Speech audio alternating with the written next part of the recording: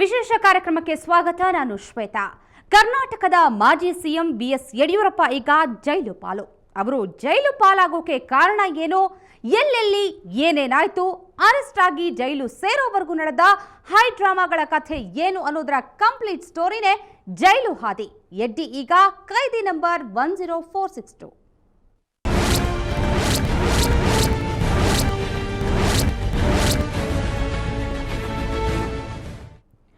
ಕರ್ನಾಟಕದಲ್ಲಿ ಬಿಜೆಪಿಗೆ ಅಧಿಕಾರದ ಹೆಬ್ಬಾಗಿಲು ತೆರೆದು ದಾಖಲೆ ಬರೆದಿದ್ದ ಯಡಿಯೂರಪ್ಪ ಈಗ ಜೈಲು ಸೇರೋ ಮೂಲಕ ಇನ್ನೊಂದು ದಾಖಲೆ ಬರೆದಿದ್ದಾರೆ. ಕರ್ನಾಟಕದ ಮಾಜಿ ಸಿಎಂ ಒಬ್ರು ಜೈಲು ಸೇರಿರೋದು ಇದೇ ಮೊದಲು. ಇಲ್ಲೂ ಕೂಡ ಯಡಿಯೂರಪ್ಪ ನಂಬರ್ 1.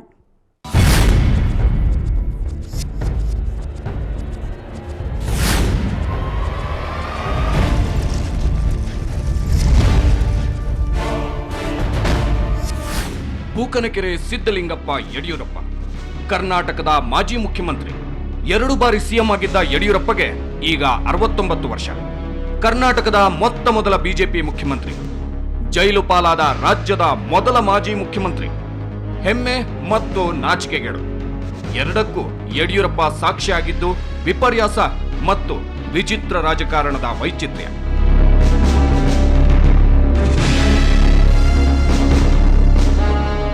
ಅಕ್ಟೋಬರ್ 15, 2011 ಈ ದಿನವನ್ನ ಯಡಿಯೂರಪ್ಪ ಜನ್ಮದಲ್ಲಿ ಮರೆಯೋಕೆ ಸಾಧ್ಯವಿಲ್ಲ. ಇದು ಅವರು ಜೈಲು ಪಾಲಾದ ದಿನ. ಬೆನ್ನತ್ತಿ ಬಂದ ಹಗರಣಗಳ ಭೂತ ಅವರನ್ನು ಕೊನೆಗೂ ಜೈಲಿಗೆ ತಳ್ಳಿದ ದಿನ. ನವೆಂಬರ್ 12, 2007 ಮತ್ತು ಮೇ 30, 2008 ಇವೆರಡೂ ದಿನಗಳು ಯಡ್ಡಿ ಪಾಲಿನ ಶುಭ ದಿನಗಳು. ಆ ದಿನ ಅವರು ಸಿಎಂ ಆಗಿ ಪ್ರಮಾಣ ವಚನ ಸ್ವೀಕರಿಸಿದ್ದ ದಿನ. ನವೆಂಬರ್ 17, 2007 ಮತ್ತು ಜುಲೈ 31, 2011 ಇವೆರಡು ಅವರ ಪಾಲಿನ ಕರಾಳ ದಿನ. ಅವು ಅವರು ರಾಜೀನಾಮೆ ನೀಡಿದ್ದ ದಿನಗಳು. ಅವೆರಡಕ್ಕಿಂತಲೂ ಈ ದಿನ ಯಡ್ಡಿ ಪಾಲಿನ ಕರಾಳ ದಿನ. ಅಕ್ಟೋಬರ್ 15, 2011 ಅವರೀಗ ಕೈದಿ ನಂಬರ್ 10462.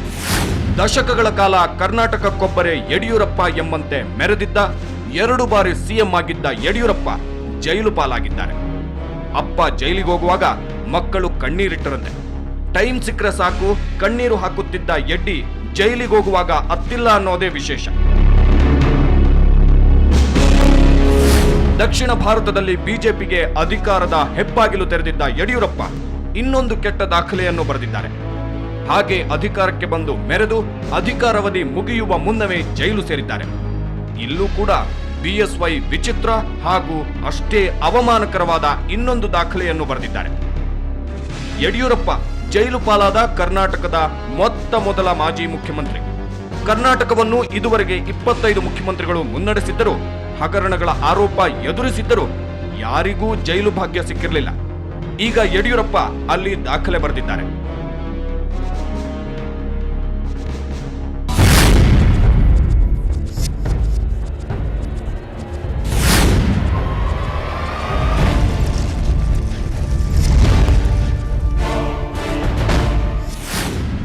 ಕೇಂದ್ರದ ಕಾಂಗ್ರೆಸ್ಸಿನವರಿಗೆ ತಿಹಾರ್ ಜೈಲು, ಕರ್ನಾಟಕದ ಬಿಜೆಪಿಯವರಿಗೆ ಪರಪ್ಪನ ಅಗ್ರಹಾರ ಜೈಲು.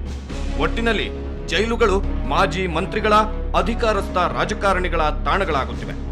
ಕಟ್ಟಾ ಸುಬ್ರಹ್ಮಣ್ಯ ನಾಯ್ಡು ನಂತರ ಪರಪ್ಪನ ಅಗ್ರಹಾರ ಸೇರಿದ ವಿಐಪಿ ಯಡಿಯೂರಪ್ಪ.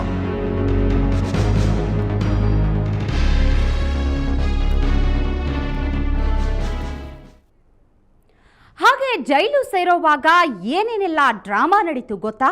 ಯಡ್ಡಿ ಕಣ್ಣಿಗೆ ಕಾಣದಂತೆ ಮಾಯವಾಗಿ ಹೋಗಿದ್ರು. ಎಲ್ಲಿ ಹೋದ್ರು ಅಂತ ಎಲ್ಲರೂ ಹುಡುಕುವಾಗ ಕೋರ್ಟಿಗೆ ಬಂದು ತಾವೇ ಶರಣಾದ್ರು.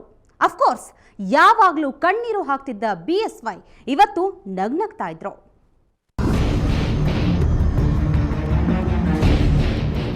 ಬಿಎಸ್ ಯಡಿಯೂರಪ್ಪ ಜೈಲು ಪಾಲಾದ ಕರ್ನಾಟಕದ ಮೊದಲ ಮಾಜಿ ಸಿಎಂ. ಸದ್ಯಕ್ಕೆ ಕುತ್ತಿಗೆ ಸುತ್ತಿಕೊಂಡಿರುವುದು 2 ಹಗರಣಗಳು ಮಾತ್ರ. ಉತ್ತರಹಳ್ಳಿ, ರಾಚನಹಳ್ಳಿ, ಅರೆಕೆರೆ ಗ್ರಾಮ, ದೇವರಚಿಕ್ಕನಹಳ್ಳಿ ಮತ್ತು ಅರ್ಕಾವತಿ ಬಡಾವಣೆಗಾಗಿ ವಶಪಡಿಸಿಕೊಂಡಿದ್ದ ಭೂಮಿಯನ್ನು ಡಿನೋಟಿಫಿಕೇಶನ್ ಮಾಡಿದ ಪ್ರಕರಣಗಳಲ್ಲಿ ಯಡ್ಡಿಗೆ ಜೈಲಾಗಿದೆ. ಹೀಗೆ ಡಿನೋಟಿಫಿಕೇಶನ್ ಮಾಡೋಕೆ ಕಿಕ್ ಬ್ಯಾಕ್ ಪಡೆದ ಆರೋಪವೂ ಈ ಪ್ರಕರಣಗಳಲ್ಲಿದೆ. ಬೆನ್ನು ನೋವಿನ ಕಾರಣ ಕೊಟ್ಟು ಕೋರ್ಟ್ ತಪ್ಪಿಸಿಕೊಂಡಿದ್ದ ಯಡಿಯೂರಪ್ಪ ಆಮೇಲೆ ಕೂಡ ಸಾಕಷ್ಟು ಹೈ ಡ್ರಾಮಾಕ್ಕೆ ಸಾಕ್ಷಿಯಾದರು. ಅಫ್ಕೋರ್ಸ್ ಅದು ಯಡಿಯೂರಪ್ಪ ಸ್ಟೈಲ್. ಅವರು ಅಧಿಕಾರದ ಗದ್ದುಗೆ ಹತ್ತಿದ ದಿನದಿಂದಲೂ ಯಡಿಯೂರಪ್ಪ 10 ನಾಟಕಗಳಿಗೆ ಸಾಕ್ಷಿಯಾಗಿದ್ದಾರೆ. ಅವರು ಜೆಡಿಎಸ್ ಜೊತೆಗೂಡಿ ಸರ್ಕಾರ ರಚನೆ ಮಾಡಿದ ದಿನದಿಂದಲೂ ಹೈ ಡ್ರಾಮಾಕ್ಕೆ ರಾಜ್ಯ ಸಾಕ್ಷಿಯಾಗಿದೆ. ಅಂದಿನಿಂದ ಇಂದಿನವರೆಗೆ ಯಡಿಯೂರಪ್ಪ ಏನೇ ಮಾಡಿದ್ರೂ ಅದರಲ್ಲೊಂದು ಡ್ರಾಮಾ ಟಚ್ ಇದ್ದೇ ಇರುತ್ತೆ. ಅಲುಗಾಡುತ್ತಿದ್ದ ಸರ್ಕಾರವನ್ನು ರಕ್ಷಿಸಿಕೊಂಡ ಪ್ರಕರಣವೇ ಇರಲಿ, ರಾಜೀನಾಮೆ ಕೊಟ್ಟು ಸದಾನಂದ ಗೌಡ್ರನ್ನ ಆ ಕುರ್ಚಿಯಲ್ಲಿ ಕೂರಿಸಿದ್ದೇ ಇರಲಿ, ಎಲ್ಲದರಲ್ಲೂ ಒಂದು ವಿಚಿತ್ರ ಕುತೂಹಲ ಕಾಯ್ದುಕೊಳ್ಳುತ್ತಿದ್ದ ಯಡಿಯೂರಪ್ಪ ಜ್ಯೋತಿಷಿಗಳನ್ನು ಅಪಾರವಾಗಿ ನಂಬಿದ್ದ ಆಸಾಮಿ. ಇಂದು ಕೂಡ ಹಾಗೆ ಆಯಿತು. ಲೋಕಾಯುಕ್ತ ಕೋರ್ಟ್ ಜಾಮೀನು ರದ್ದು ಮಾಡಿ ಅರೆಸ್ಟ್ ವಾರೆಂಟ್ ಜಾರಿ ಮಾಡಿದ್ದೇ ತಡ ಯಡಿಯೂರಪ್ಪ ಸ್ವಲ್ಪ ಹೊತ್ತು ನಾಪತ್ತೆಯಾಗಿಬಿಟ್ರು. ವಾರೆಂಟ್ ಹಿಡಿದುಕೊಂಡು ಪೊಲೀಸರನ್ನು ಸ್ವಾಗತಿಸಿದ್ದು ಬಿಎಸ್ವೈ ಇಲ್ಲದ ಖಾಲಿ ಮನೆ. ಲೋಕಾಯುಕ್ತ ಡಿವೈಎಸ್ಪಿ ಪ್ರಸನ್ನರಾಜು ಮತ್ತು ಅಬ್ದುಲ್ ಅಹಾದ್ ತಂಡ ಮಾಜಿ ಸಿಎಂಗಾಗಿ ಹುಡುಕಾಡಬೇಕಾಯಿತು. ರೇಸ್ ಕೋರ್ಸ್ ಮನೆಯಲ್ಲೂ ಇರಲಿಲ್ಲ, ಡಾಲರ್ಸ್ ಕಾಲೋನಿ ಮನೆಯಲ್ಲೂ ಇರಲಿಲ್ಲ. ಮಧ್ಯಾಹ್ನ 2ರಿಂದ 2:30 ಹೊತ್ತಿಗೆ ಮನೆ ಬಿಟ್ಟಿದ್ದ ಯಡಿಯೂರಪ್ಪ ಎಲ್ಲಿ ಹೋದ್ರು ಅನ್ನೋ ಪ್ರಶ್ನೆಗೆ ಉತ್ತರಿಸೋಕೆ ಯಾರೂ ಇರಲಿಲ್ಲ. ಅಷ್ಟೇ ಅಲ್ಲ, ಬಿಎಸ್ವೈ ಅವರನ್ನ ಬಚಾವ್ ಮಾಡೋಕೆ ಸಿಸಿಟಿವಿಗಳನ್ನು ಕವರ್ ಹಾಕಿ ಮುಚ್ಚಿಡಲಾಗಿತ್ತು. ಅದು ಯಡಿಯೂರಪ್ಪ ಏನು ಮಾಡಿದ್ರು ಅನ್ನೋದನ್ನ ಮುಚ್ಚಿಡೋ ತಂತ್ರ. ಪೊಲೀಸರು ಮನೆಯಲ್ಲಿದ್ದ ಸಿಸಿಟಿವಿ ಕ್ಯಾಮೆರಾಗಳನ್ನ ವಶಪಡಿಸಿಕೊಂಡ್ರು. ಹುಲಿ ಹಿಡಿಯೋಕೆ ಇಲಿ ಹಿಡಿದ್ರು ಅನ್ನೋ ಹಾಗೆ ಎಡ್ಡಿ ಹಿಡಿಯೋಕೆ ಹೋಗಿ ಕ್ಯಾಮ್ರಾ ಹಿಡಿದ್ರು ಅನ್ನಂಗಾಗಿತ್ತು ಅವರ ಪರಿಸ್ಥಿತಿ. ಇಷ್ಟೆಲ್ಲ ಆದ್ರೆ ಬಿಜೆಪಿ ಇಮೇಜ್ ಹಾಳು ಬಿದ್ದು ಹೋಗುತ್ತೆ ಎಂದರಿವಾದ ತಕ್ಷಣ ಬಿಜೆಪಿಯಲ್ಲಿರುವ ಕೆಲವು ಎಡ್ಡಿ ಆಪ್ತರು ಅಖಾಡಕ್ಕಿಳಿದ್ರು. ದಯವಿಟ್ಟು ಶರಣಾಗಿ ಅಂತ ಎಡ್ಡಿಯ ಮನವೊಲಿಸಿದ್ರು. ಇಲ್ಲಿಯೂ ಯಡಿಯೂರಪ್ಪ ತಾವು ನಂಬಿದ್ದ ಜ್ಯೋತಿಷ್ಯವನ್ನು ಬಿಡಲಿಲ್ಲ. ಜ್ಯೋತಿಷಿಗಳ ಸಲಹೆಯಂತೆ ಮಧ್ಯಾಹ್ನ 4:30 ಶುಭ ಮುಹೂರ್ತ ಕಾದು ಶರಣಾದ್ರು. ಇದರ ಮಧ್ಯೆ ಯಡಿಯೂರಪ್ಪ ಎಲ್ಲಿ ಓಡಿ ಹೋದ್ರಪ್ಪ ಎಂದು ಎಲ್ಲರೂ ಹುಡುಕಾಡಿದ್ದು. ಇದು ಯಡಿಯೂರಪ್ಪ ಡ್ರಾಮಾ ಆದ್ರೆ ಅವರೊಂದಿಗೆ ಜೈಲು ಪಾಲಾದ ಮಾಜಿ ಸಚಿವ ಕೃಷ್ಣಯ್ಯ ಶೆಟ್ಟಿ ಅವರದ್ದು ಇನ್ನೊಂದು ಡ್ರಾಮಾ. ಜಾಮೀನು ವಜಾ ನಿರ್ಧಾರ ಹೊರಬೀಳುತ್ತಿದ್ದಂತೆ ಕೃಷ್ಣಯ್ಯ ಶೆಟ್ಟಿ ಲೋ ಬಿಪಿಗೆ ಒಳಗಾಗಿ ನ್ಯಾಯಾಲಯದಲ್ಲೇ ಕುಸಿದು ಬಿದ್ರು. ಅವರಿಗೆ ಚಿಕಿತ್ಸೆ ನೀಡಿ ಪರಪ್ಪನಗ್ರಹಾರ ಜೈಲಿಗೆ ಶಿಫ್ಟ್ ಮಾಡಲಾಯಿತು. ಅವರೀಗ ಕೈದಿ ನಂಬರ್ 10461. ಭೂ ಹಗರಣದ ಆರೋಪಿ ಕೃಷ್ಣಯ್ಯ ಶೆಟ್ಟಿ ರಾಜ್ಯದ ಜನರಿಗೆಲ್ಲ ತಿರುಪತಿ ಲಡ್ಡು ಹಂಚಿದ್ದವರು.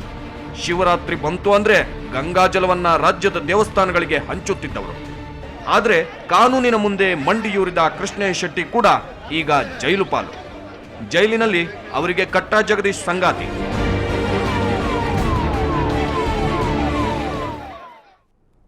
ಸಾಕಷ್ಟು ಅಗ್ನಿ ಪರೀಕ್ಷೆಗಳನ್ನ ಎದುರಿಸಿ ಪಾಸಾದ ಯಡಿಯೂರಪ್ಪ ಈ ಬಾರಿ ಫೇಲ್ ಆಗಿದ್ದಾರೆ. ಹಾಗಾದ್ರೆ ಆ ಕೇಸ್ಗಳು ಯಾವುವು ನೋಡೋಣ ಬ್ರೇಕ್ನ ನಂತರ.